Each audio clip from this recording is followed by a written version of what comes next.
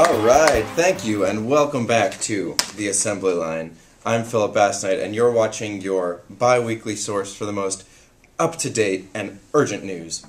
We have a really great show today. David Alpert is here, everyone. Very exciting stuff. And we also have an exclusive Raccoon report, which you are not going to want to miss. But first, let's get down to the real heart of the matter, the SA election. It would be incourteous of us not to thank Kurt and Melanie, congratulate them, mind you, on their enormous victory by a huge 36-vote margin. But this election, it came down to numbers. It was a 36-vote margin, but there were 18 complaints and 4 sanctions.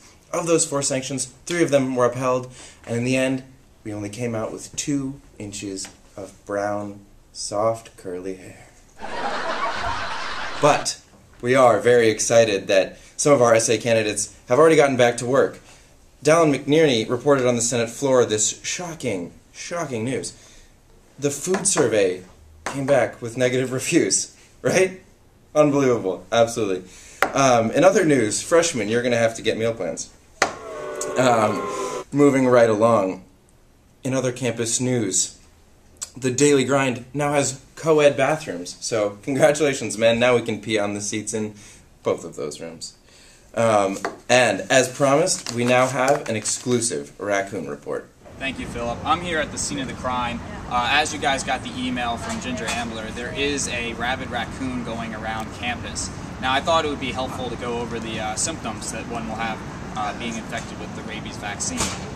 The first is anxiety. Now, this is caused making you stay up all night without the help of Adderall or energy drinks, so don't get those two confused. The next is anxiety. Now, this is related to the feeling that one gets on third-floor swim when someone walks by with flip-flops. Quite annoying. The next is confusion. Now, this is easily spotted around campus as it can be related to the freshman look on the first day of classes. Finally, you have hypersalivation as well as inability to swallow. This can be related to trying to eat the food at Sadler. It just cannot be done, folks. And finally, hyperphobia, afraid of water. Now, there is hope.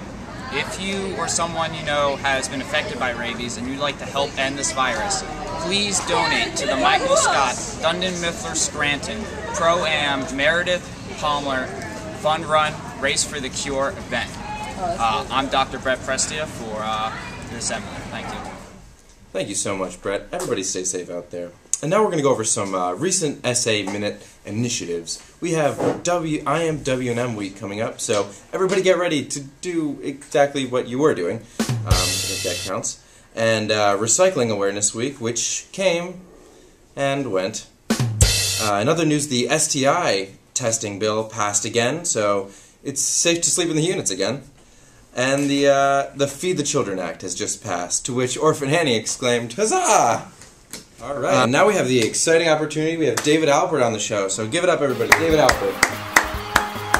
Thank you. David, good to see you. Thank you so much, Phil. So glad to have you on the show. Great to be here. So, David, what are these that you're wearing? Well, I usually only wear them to the bedroom, but Absolutely. This is the 2011 Student Assembly Election Silver Medal, and this is 2012, just got it last week. Yeah, a huge honor. You've joined the ranks of Apollo Antonono and Michelle Kwan as 2-time silver medalists. Well, Kwan was a 4-timer. She's a big personal hero, yeah. Absolutely. Sorry. My mistake. So, what are your plans for the future? What are you going to do next? Well, I haven't ruled out 2013, to be honest. I'm not ready to jump into the race just yet, but... Okay. Yeah. Okay, you do know you're going to be a senior next year? Not important. Okay, all right. Well, you know, what were your impressions of the election generally?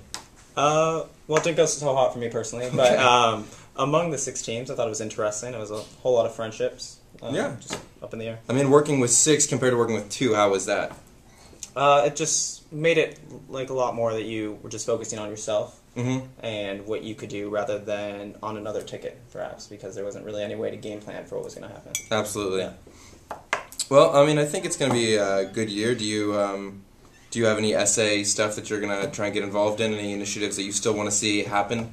Well, I know Megan and I are still very passionate and committed to trying to see a mental health hotline of some sort be started on campus in this next year. So that'd be something I'd be looking to work on, probably outside the student assembly. But cool. I mean, I've started my own hotline, not for mental health. Yeah, I know. I think I'm the only one with that number right now. Yeah, exactly. It's horrible, horrible things that happen on that line. Coming up next, we have a exclusive interview with Molly Bowman at the debate.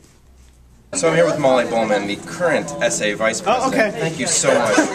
And people they don't even care. We have no respect. It's terrible, really. The Sadler Center, sacred ground. I just have one question for you, Molly. Why do you think Dallin chose not to wear socks? Everyone else on stage had socks. Grace had pantyhose. Dallin shows up in Sperry's, I think. Might have been Knockers. Quite easily, actually. Please do. He is so far removed from having cold feet about this election. Oh wow! That he didn't wear socks on stage. That was impressive. This is why she's vice president, ladies and gentlemen. Thanks so much, Molly, for that interview. That's all we have for our show today. Thanks so much for watching, and tune in next time for the Assembly Line.